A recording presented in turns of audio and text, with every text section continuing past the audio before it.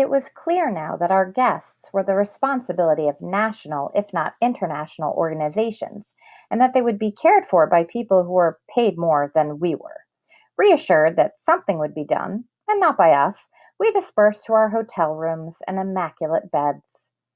When we awoke late to trays of poached eggs on toast and orange juice, headlines on our phones declared that first contact had been made, that the Fermi paradox was no more, that science and engineering were poised to make breakthroughs not only with the new metal that the spaceship was composed of, but also the various exotic molecules that had bombarded the ship and become embedded in the hull during its long flight.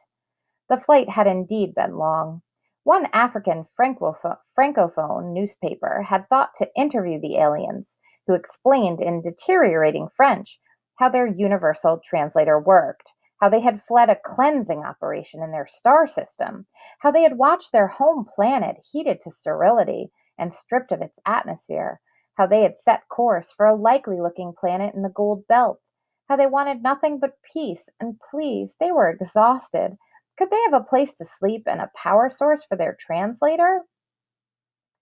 When we slid on our sandals and stepped onto the dazzling beach, which long ago, before the garbage tides, was what many beaches looked like, we saw the crashed ship again, substantiation of the previous night's fever dream.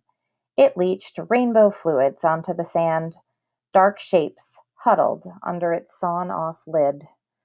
Most of us averted our eyes from that picture of unmitigated misery and admired instead the gem-like sky, the seabirds squalling over the creamy surf, the parasols propped like mushrooms along the shore.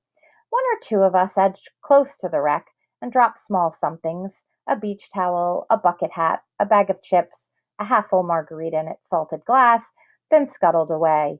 This was no longer our problem. It belonged to our governors, our senators, our heads of state. Surely they had their moneyed friends would assist these wretched creatures.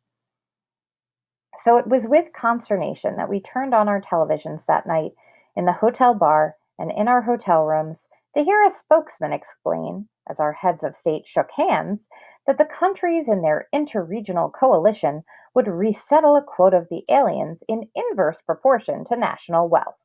This was ratified over the protests of the poorest members, in fact, over the protests of the aliens themselves, who did not wish to be separated and had only one translation device among them. The couple of countries still recovering from Russian depredations were assigned 6 aliens each, while the countries of high fashion and cold beer received 2 or 3 to be installed in middle-class neighborhoods. In this way, the burden of these aliens, as well as any attendant medical or technological advances, would be shared. The cost would be high, as these aliens had stated their need for an environment with a specific mixture of helium and neon, as well as a particular collection of nutrients most abundant in shrimp and crab. The latter, in our overfished and polluted times, were not easy to obtain. This was appalling news. We, who had stitched, skimped, and pinched all year for one luxurious day on a clean beach, would have our wallets rifled to feed and house the very creatures whose presence denied us a section of our beach and the vistas we had paid for. Now we would find these horrors waiting for us at home, in the nicer house next to ours, or at the community pool, eating crab while we sweated to put chicken on the table and pay off our mortgages. Who were they to land on our dwindling planet and reduce our scarce resources further? They could go back to their star system. Their own government could care for them. We could loan them a rocket or two if they liked. We could be generous.